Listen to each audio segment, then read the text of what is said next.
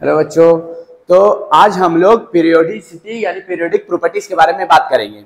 उससे पहले अगर आप इस चैनल पे नए हैं तो चैनल को सब्सक्राइब कर ले। अगर आप बोर्ड एग्जाम देने वाले हैं और खासकर अगर आप वेस्ट बंगाल बोर्ड से रिलेटेड है तो जरूर से सब्सक्राइब कर ले। और यहाँ पे हम लोग फिजिकल साइंस का तमाम चैप्टर कवर करते हैं और अभी फिलहाल हम लोग इलेक्ट्रॉनिक कॉन्फ़िगरेशन के ऊपर जो पीरियोडिसिटी होता है, पीरियोडिक प्रॉपर्टी, उसको पढ़ने वाले हैं। ठीक है, अभी हम लोग पीरियोडिक टेबल पढ़ रहे हैं। ठीक है, तो आज हम लोग पीरियोडिक प्रॉपर्टीज के बारे में बात करते हैं। वो तमाम प्रॉपर्टीज जो एक पर्टिकुलर इंटरवल के बाद रिपीट करे या पर्टिकुलर इंटरवल में इंक्रीज करे या डिक्रीज करे, उसको हम लोग बोलते हैं पीरियोडिक प्रॉपर्टीज। ठीक है, तो क्या सब प्रॉपर्टीज वापस से रिपीट करता है? ऐसा नहीं है। तुम्हारा इनफैक्ट बोर्ड एग्जाम में पूछा हुआ है कि एक प्रॉपर्टीज का नाम बताओ जो पीरियोडिक प्रॉपर्टीज नहीं है, यानी वो रिपीट नहीं करता है। तो याद रखना, उसमें जो पीरियोडिक प्रॉपर्टीज नहीं रखता है उसमें रेडियो एक्टिविटी हो जाएगा, एटॉमिक मास हो जाएगा, एटॉमिक वेट जिसको बोलते हैं। रेडियो एक्टिविटी वाला तो आया हुआ है, लिख लेना। Periodic properties which is not a periodic property, मतलब ऐसा प्रॉपर्टी जो पीरियोडिक प्रॉपर्टीज नहीं रहे, तो उसमें क्या आता है? रेडियो एक्टिविटी आता है। रेडियो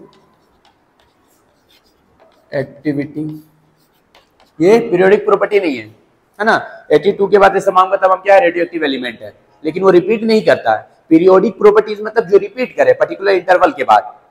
जैसे हम लोग पीरियोडिक टेबल में लेफ्ट से राइट की तरफ जाते हैं तो क्या होता है? शुरुआत में मेटल होता है, उसके बाद ऐसे ऐसे नॉन मेटल, वापस से फिर रिपीट करता है, फिर मेटल, फिर वापस से नॉन मेटल। तो ये हो गया पीरियोडिक प्रॉपर्टी। लेकिन radio activity is not a periodic property. उसके अलावा एटॉमिक मास जिसको हम लोग एटॉमिक वेट भी बोलते हैं, पहले इसी के ऊपर बेस करके जो बनाया गया था, ये भी पीरियोडिक प्रॉपर्टी नहीं है, ये तो इंक्रीज होता चला जाता है। ठीक है, तो ये सब पीरियोडिक प्रॉपर्टी नहीं है। तो हम लोग पढ़ेंगे क्या क्या पीरियोडिक प्रॉपर्टी है और इसके ऊपर सबसे ज्यादा बोर्ड में क्वेश्चंस आते हैं। ठीक है, तो सबसे पहले हम लोग जो देखने वाले हैं वो क्या है? Number of shell. यानी ये हम लोग जो बात करेंगे वो किसमें बात करेंगे? ग्रुप में। ग्रुप मतलब जो ऊपर से नीचे है। तो हम लोग देखेंगे कि ऊपर से नीचे आने में ये पीरियोडिक प्रॉपर्टी इंक्रीज करता है या डिक्रीज करता है। उसके बाद फिर हम लोग देखेंगे कि पीरियड में लेफ्ट से राइट जाने में ये प्रॉपर्टीज इंक्रीज करता है या डिक्रीज करता है। तो सबसे पहले अगर हम लोग शेल का बात कर लें, शेल मतलब क्या होता है? ये ऑर्बिट, इलेक्ट्रॉनिक कॉन्फ़िगरेशन बनाएंगे तो जिस जहां पर इलेक्ट्रॉन रहता है वो सबको हम लोग शेल बोलते हैं, ऑर्बिट भी बोलते हैं। तो अगर हम लोग शेल का बात करें तो ये ग्रुप में टॉप टू बॉटम ऊपर से नीचे आएंगे तो ये क्या हो रहा है? इंक्रीज हो रहा है कि डिक्रीज हो रहा है? जैसे तुम लोग को दिख ही रहा है कि हाइड्रोजन का 1 है, बीच में क्या होता है? न्यूक्लियस होता है जिसमें प्रोटॉन्स होता है और न्यूट्रॉन होता है। हम लोग यहाँ पे प्रोटॉन और इलेक्ट्रॉन को लेकर बात करना है और मोस्टली इलेक्ट्रॉन के ऊपर बात करना है। तो यहाँ पर कितना ऑर्बिट है? एक ऑर्बिट है। उसके बाद आ रहा है तो यहाँ पे 2 ऑर्बिट है, यहाँ पे 3 ऑर्बिट है, यहाँ पे 4 ऑर्बिट है। और पीरियड क्या बताता है? मतलब पीरियड ऐसे ऐसे आएंगे तो वो ऑर्बिट ही तो बताता है। तो जब हम लोग ग्रुप में ऊपर से नीचे आते हैं तो जैसे जैसे ऊपर से नीचे आते हैं एक सेल पूरा बढ़ जाता है। यानी सेल क्या होता है? सेल जो है वो इंक्रीज होता है, सेल इंक्रीज होता है। ठीक है, और अगर पीरियड में लेफ्ट से राइट की तरफ जाए, ये पीरियड है, यहाँ पे पीरियड का बना है थर्ड पीरियड का, सोडियम, मैग्नीशियम, अल्युमिनियम, सिलिकॉन, इसका हम लोग इलेक्ट्रॉनिक कॉन्फ़िगरेशन बना लिए। तो हम लोग देख रहे हैं पीरियड में सोडियम का बात करें इसमें भी 3 सेल है, मैग्नीशियम का बात करें इसमें भी 3 सेल है, अल्युमिनियम का बात करें इसमें भी 3 सेल है, सिलिकॉन का बात करें इसमें भी 3 सेल है। इसका मतलब ये क्या है? ये सेम है, ये इंक्रीज भी नहीं कर रहा, डिक्रीज भी नहीं कर रहा, ये क्या हो रहा है? ये सेम रह रहा है। तो यहाँ पे लिख देंगे हम लोग सेम। ठीक है, तो नंबर ऑफ सेल क्या होता है? अगर हम लोग ग्रुप में ऊपर से नीचे आएंगे तो ये इंक्रीज करेगा और अगर पीरियड में लेफ्ट से राइट की तरफ जाएंगे तो ये क्या करेगा? डिक्रीज करेगा। ठीक है, अब हम लोग दूसरा प्रॉपर्टी देखेंगे। दूसरा प्रॉपर्टी देखते हैं। दूसरा प्रॉपर्टी में क्या है? वैलेंसी। तुम लोग को पता होगा वैलेंसी क्या होता है? वैलेंसी होता है number of electron in its valence shell. Valence shell में कितना नंबर ऑफ इलेक्ट्रॉन है? 1 2 3 4 होता है और उसके बाद 4 के बाद से हम लोग 8 से माइनस करते हैं।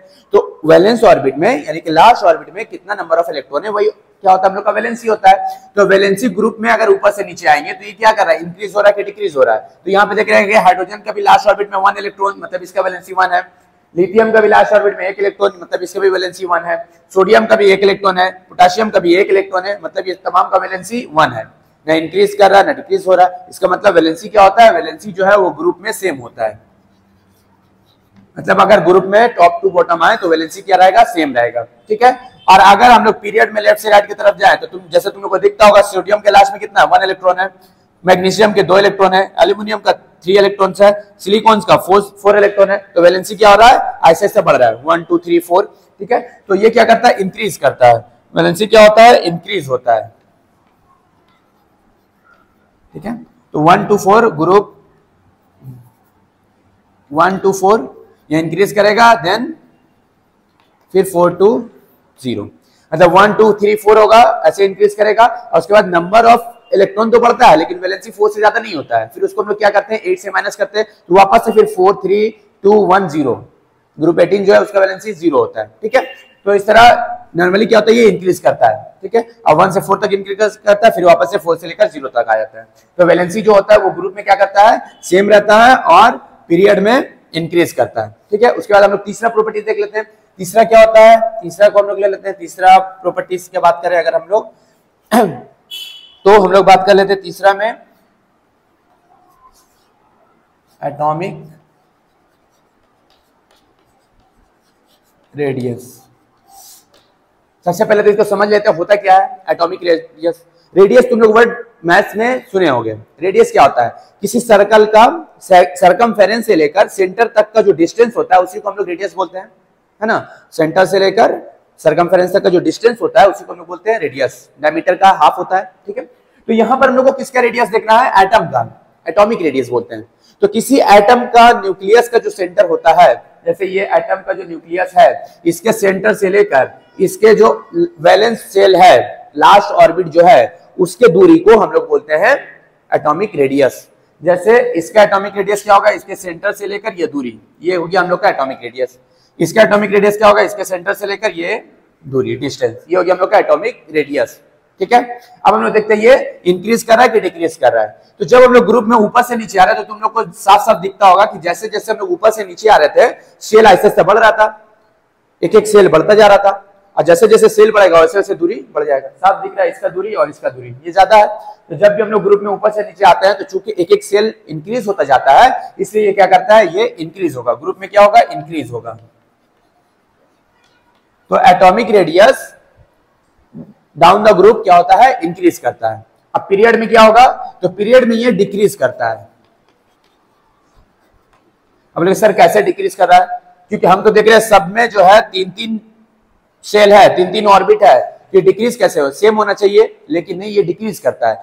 क्योंकि जब हम लोग पीरियड में लेफ्ट से राइट की तरफ आते हैं तो न्यूक्लियस के अंदर प्रोटॉन का तादाद बढ़ता जाता है। जैसे इसका एटॉमिक नंबर 11 है सोडियम का, तो इसके न्यूक्लियस में 11 प्रोटॉन होगा, जबकि मैग्नीशियम के न्यूक्लियस में 12 प्रोटॉन होगा, एल्यूमिनियम के न्यूक्लियस में 13 प्रोटॉन होगा, सिलिकॉन का न्यूक्लियस में 14 प्रोटॉन होगा। तो चूंकि न्यूक्लियस में number of proton Aahista Aahista increase करता है, हम लोग को पता है कि न्यूक्लियस क्या होता है, पॉजिटिव होता है, और वैलेंस ऑर्बिट में क्या है, इलेक्ट्रॉन है, नेगेटिव है, तो प्लस माइनस एक दूसरे को अट्रैक्ट करेगा।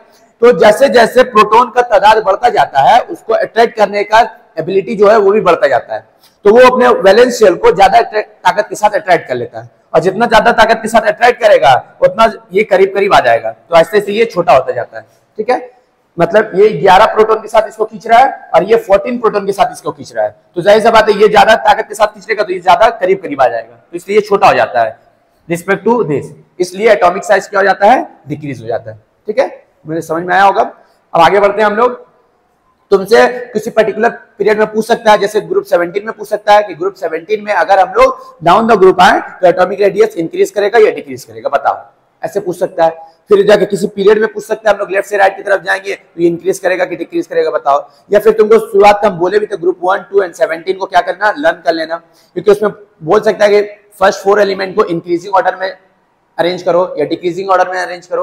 ये तमाम करने के लिए तुमको ये पता होना चाहिए कि इंक्रीज होता है कि डिक्रीज होता है। उसके बाद हम लोग चौथा प्रॉपर्टीज पे आता है एटॉमिक रेडियस के बाद हम लोग देख लेते हैं एटॉमिक रेडियस के बाद हम लोग आ जाते हैं फोर्थ प्रॉपर्टी,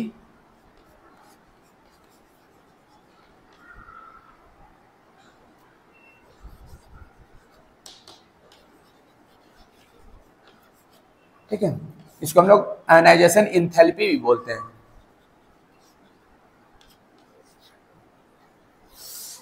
तो आयोनाइजेशन एनर्जी या आयोनाइजेशन एंथैल्पी पहले होता क्या है, इसको हम लोग को समझना इंपॉर्टेंट है।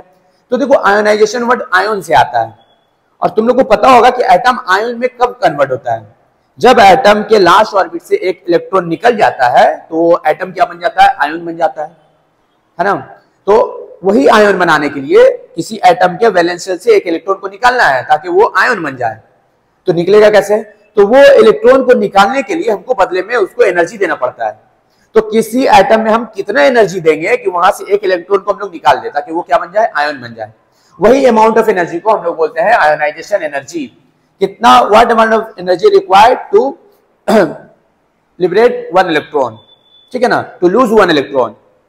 तो this energy is called ionisation energy और आयोनाइजेशन एंथैल्पी। तो अब हमको देखना है कि ये ग्रुप में इंक्रीज कर रहा है कि डिक्रीज कर रहा है। तो तुमको क्या लग रहा है, एनर्जी डिक्रीज करेगा कि इंक्रीज करेगा? तो देखो जैसे जैसे हम लोग ऊपर से नीचे की तरफ आते हैं तो हम लोग ये देख रहे हैं कि ये जो इलेक्ट्रॉन है ये न्यूक्लियस के बहुत ज्यादा करीब है। तो न्यूक्लियस इसको बहुत स्ट्रॉन्ग के साथ पकड़ के रखा है, जितना ज्यादा करीब होगा उतना ज्यादा स्ट्रॉन्ग के साथ पकड़ के रखे हैं। एक बच्चा मेरे सामने खड़ा है, एक दूर में खड़ा है, तो हम सामने वाले बच्चे को बहुत स्ट्रॉन्गली पकड़ के रखेंगे। अब कोई चाह रहा है कि इसको छुड़ा कर ले जाए तो उसको भी बहुत ज्यादा ताकत लगा रहे है ना, लेकिन एक बच्चा दूर में है तो हम बहुत स्ट्रॉन्गली उसको नहीं पकड़ पाएंगे, तो कोई इजिली उसको छुड़ा कर ले जा सकता है। तो बेसिकली हमको इलेक्ट्रॉन के साथ भी यहाँ पे वही करना है। तो हमको ये इलेक्ट्रॉन छोड़ने के लिए बहुत ज्यादा एनर्जी देना होगा ताकि उससे हम लोग निकाल लें। और उसके रिस्पेक्ट में जब हम लोग ऊपर से नीचे आएंगे तो ये इलेक्ट्रॉन और ज्यादा दूर है, ये इलेक्ट्रॉन और भी ज्यादा दूर है, ये और भी ज्यादा दूर है। तो इस इलेक्ट्रॉन पे इस न्यूक्लियस का बहुत ज्यादा पकड़ नहीं हो पाता है, बहुत स्ट्रांगली पकड़ के नहीं रहता है, तो इसीलिए थोड़ा सा भी एनर्जी देने से क्या होता है, ये निकल जाता है। और जब हम लोग नीचे आते हैं पीरियड में तो वो क्या होता है कि वो इतना दूर होता है न्यूक्लियस से कि वो कभी कभी खुद ब खुद बाहर निकल जाता है, आयन बन जाता है, इलेक्ट्रॉन निकल जाता है। तो हम देख रहे हैं कि हमको बहुत ज्यादा एनर्जी देना पड़ रहा है इस पे, उसके बाद इस पे, उसके बाद इस पे। तो जैसे जैसे ऊपर से नीचे आ रही है ऐसे क्या हो रहा है, डिक्रीज हो रहा है, क्योंकि लास्ट इलेक्ट्रॉन जो है वैलेंस इलेक्ट्रॉन वो न्यूक्लियस से बहुत ज्यादा दूर है, न्यूक्लियस बहुत स्ट्रांगली उसको नहीं पकड़ के रखा है, इसलिए थोड़ा सा एनर्जी देने पे वो लिबरेट हो जा रहा है, निकल जा रहा है। ठीक है, तो ये इसमें क्या होगा, ये इसमें डिक्रीज होगा। अब पीरियड में क्या होगा, इंक्रीज होगा। अब मोस्ट ऑफ द प्रॉपर्टी क्या है, एक तरफ इंक्रीज होगा, दूसरी तरफ डिक्रीज होगा। बोले सर इसमें कैसे डिक्रीज होगा, तो हम लोग देखे थे कि जैसे जैसे हम लोग पीरियड में लेफ्ट से राइट की तरफ आते हैं न्यूक्लियस में प्रोटॉन की तादाद बढ़ता जा रहा था, अभी हम लोग जस्ट इससे पहले देखे हैं, तो वो उतना ज्यादा ताकत के साथ वैलेंस इलेक्ट्रॉन को खींच के रखा है। ये अपना वैलेंस इलेक्ट्रॉन को 11 प्रोटॉन के साथ खींच के रखा है, ये अपना वैलेंस इलेक्ट्रॉन को 14 प्रोटॉन के साथ खींच के रखा है। तो ये ज्यादा ताकत के साथ खींच के रखा है, तो उसको छुड़ाने में भी हमको ज्यादा एनर्जी देना होगा बनिस्बत इसके। हम देख रहे हैं इसमें कम देना पड़ रहा है, इसमें और ज्यादा देना पड़ रहा है, इसमें और भी ज्यादा देना पड़ रहा है, इसमें और ज्यादा देना पड़ रहा है। तो जैसे जैसे हम लोग लेफ्ट से राइट की तरफ आ रहे हैं ये एनर्जी क्या हो रहा है, इंक्रीज हो रहा है, क्योंकि उसमें न्यूक्लियस के अंदर वैलेंस इलेक्ट्रॉन प्रोटॉन का तादाद इंक्रीज हो रहा है। ठीक है, तो इस तरह ये वेरी करता है। तो अब अगर बोलेगा तमाम एलिमेंट में सबसे ज्यादा आयोनाइजेशन एनर्जी किसका होता है, तो हम लोग जान रहे ग्रुप में ऊपर से नीचे आने पे डिक्रीज हो रहा है, यानी जो ऊपर होगा वो ज्यादा इंक्रीज करेगा, और जब लेफ्ट से राइट की तरफ जा रहा है तो वो इंक्रीज कर रहा है, इसका मतलब जो राइट की तरफ होगा वो ज्यादा इंक्रीज होगा। तो याद रखना सबसे राइट पॉइंट पे कौन आता है, फ्लोरीन आता है, जो कि ऊपर में है। 18 तो वो नोवेल एलिमेंट है, वो रिएक्ट वगैरह करेगा नहीं। तो याद रखना फ्लोरीन का सबसे ज्यादा आयोनाइजेशन एनर्जी होता है, फ्लोरीन का।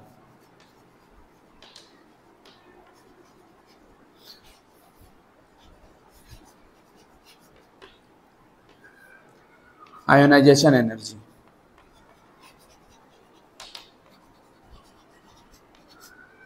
ठीक है, तो सबसे ज्यादा आयोनाइजेशन एनर्जी किसका है, फ्लोरीन का। ये हम लोग फिफ्थ प्रॉपर्टी कौन सा देखते हैं, वो है इलेक्ट्रॉन एफिनिटी। अभी हम लोग देखे थे क्या, आयोनाइजेशन एनर्जी, और सबसे ज्यादा आयोनाइजेशन एनर्जी किसका होता है, फ्लोरीन का होता है। अब हम लोग समझते हैं इलेक्ट्रॉन एफिनिटी। तो सबसे पहले हमको एफिनिटी का मतलब समझना होगा। एफिनिटी का मतलब होता है चाहत, किसी को हासिल करने का चाहत। यहाँ पे किसको हासिल करने का चाहत है, इलेक्ट्रॉन का। तो कोई एटम एक इलेक्ट्रॉन को हासिल करने के लिए कितना चाहत रखता है अपने अंदर, जो चाहत ज्यादा रखेगा वो ज्यादा खर्च भी करेगा, है कि नहीं। तो वही चाहत को, इलेक्ट्रॉन का हासिल करने के चाहत को हम बोलते हैं इलेक्ट्रॉन एफिनिटी। क्या मतलब है, तो जैसे इलेक्ट्रॉन को निकालने के लिए हमको बदले में एनर्जी देना पड़ा था ताकि हम लोग लास्ट ऑर्बिट से एक इलेक्ट्रॉन को निकाल लें ताकि वो आयन बन जाए, यहाँ पे उसका उल्टा है। यहाँ पर अब हमको एक इलेक्ट्रॉन बाहर से अंदर डालना है, बदले में एटम क्या करेगा, एनर्जी लिबरेट करेगा। कितना अमाउंट ऑफ एनर्जी लिबरेट करे ताकि उसको एक एटम मिल जाए, एक इलेक्ट्रॉन मिल जाए। वही अमाउंट ऑफ एनर्जी को हम लोग बोलते हैं इलेक्ट्रॉन एफिनिटी। ठीक है, किसी एटम में एक इलेक्ट्रॉन को दाखिल करने के लिए जितना अमाउंट ऑफ एनर्जी रिलीज होता है, लिबरेट होता है, उसी अमाउंट ऑफ एनर्जी को बोलते हैं इलेक्ट्रॉन एफिनिटी। अब सुनने में लग रहा है कि ये आयोनाइजेशन एनर्जी का उल्टा है, तो ये वेरी भी उल्टा करेगा। जो वहां पे डिक्रीज कर रहा था यहाँ पे इंक्रीज करेगा, और जो वहां पे इंक्रीज कर रहा था यहाँ पे डिक्रीज करेगा। लेकिन ऐसा नहीं होता है। जब हम लोग ग्रुप में ऊपर से नीचे आते हैं तो ये क्या करता है, डिक्रीज होता है, ये डिक्रीज होता है, और यहां पे ये क्या करेगा, इंक्रीज करेगा।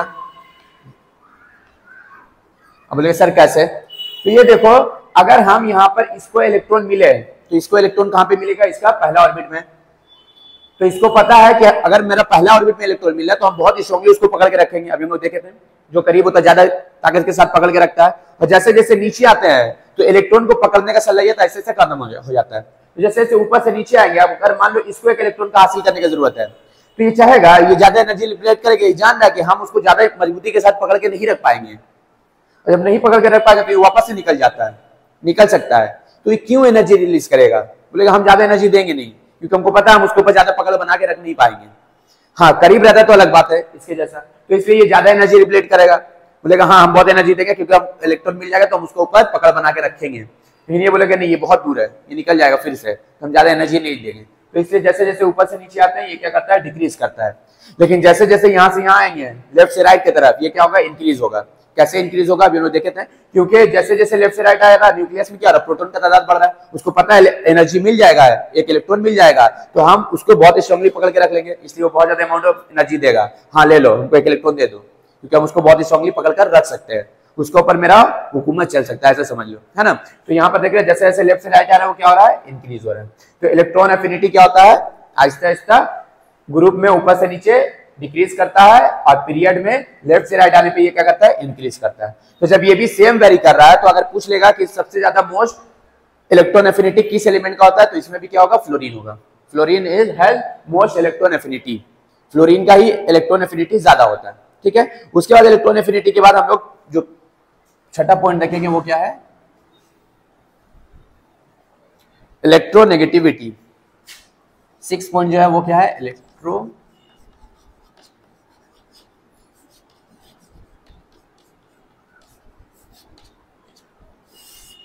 इलेक्ट्रोनेगेटिविटी, ठीक है ना।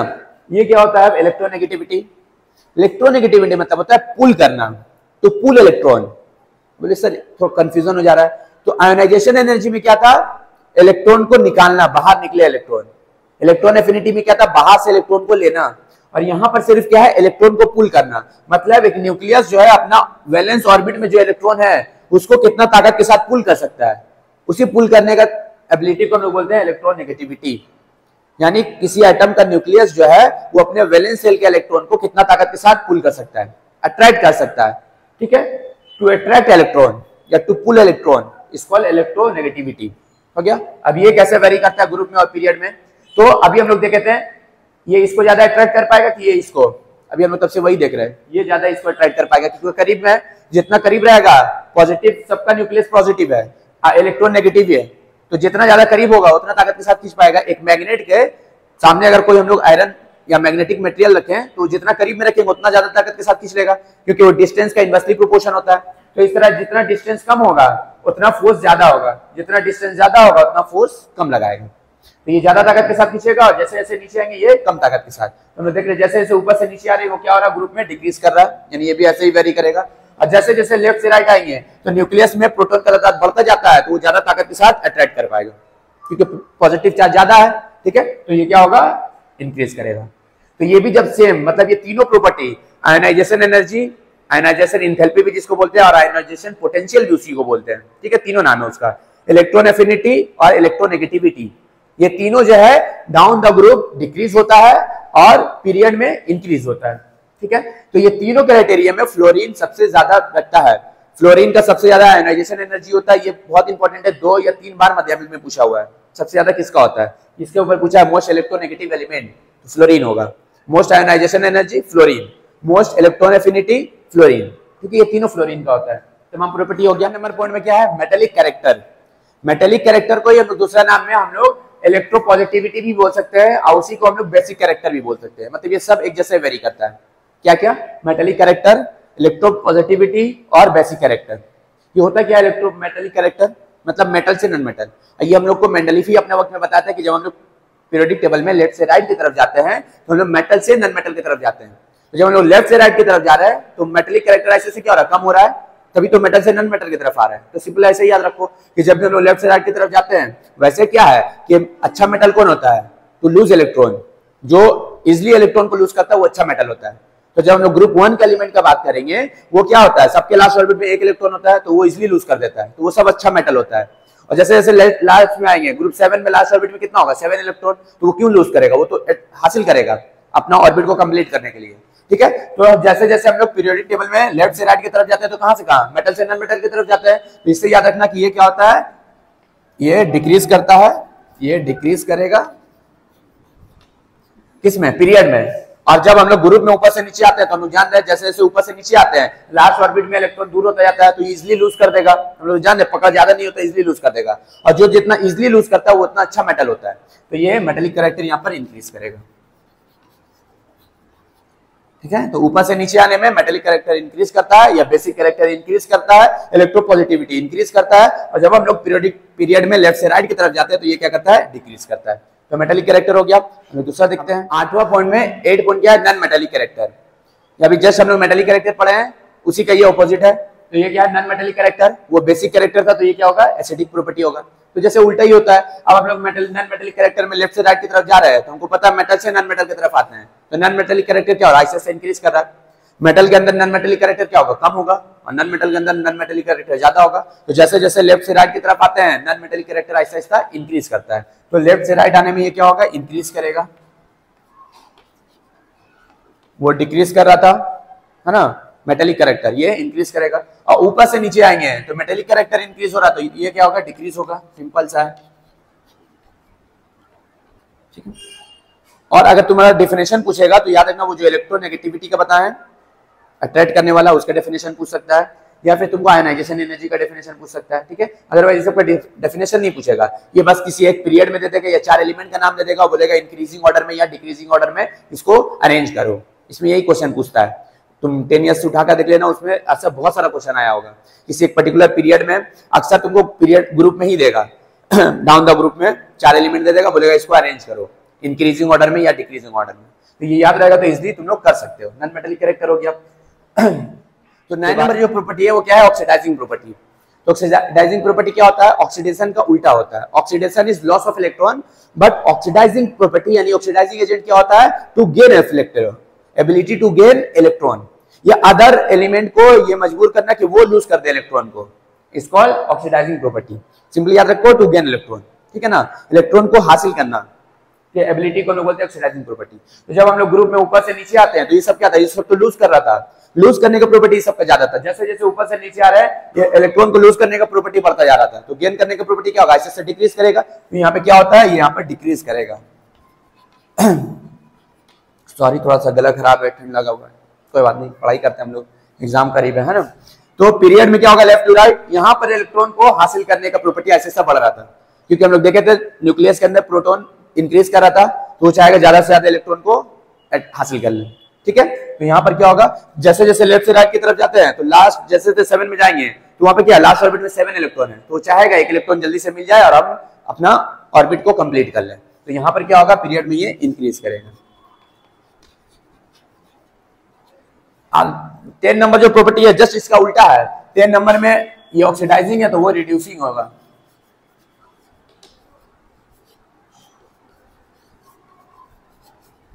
तो साथ में ही कर लेते हैं, रिड्यूसिंग क्या होगा, ऑक्सीडाइजिंग का उल्टा होगा, यानी to lose electron, ability to lose electron is called reducing property. तो जब ये इसका उल्टा है तो यहाँ पर भी क्या होता है, उल्टा होगा। तो इसमें क्या हो जाएगा, ये रिड्यूसिंग प्रॉपर्टी के लिए इंक्रीज हो जाएगा टू गेन लूज इलेक्ट्रॉन। तो हम लोग देख रहे थे जैसे जैसे ऊपर से नीचे आ रहे थे इलेक्ट्रॉन को लूज करने का ताकत ज्यादा था, ये चूंकि बहुत ही स्ट्रांगली पकड़ के था तो ये बहुत इजिली लूज नहीं कर पाएगा, लेकिन ये चूंकि बहुत इजिली पकड़ के था, बहुत ज्यादा फोर्स के साथ नहीं पकड़ के था, तो ये आराम से लूज कर देगा, ठीक है। तो यहाँ पर ये क्या होगा, इंक्रीज होगा रिड्यूसिंग प्रॉपर्टी, और ये क्या हो जाएगा, ये डिक्रीज हो जाएगा, क्योंकि बहुत स्ट्रांगली ये पकड़ के रखता है, क्योंकि इसका न्यूक्लियस में प्रोटॉन ज्यादा होता है।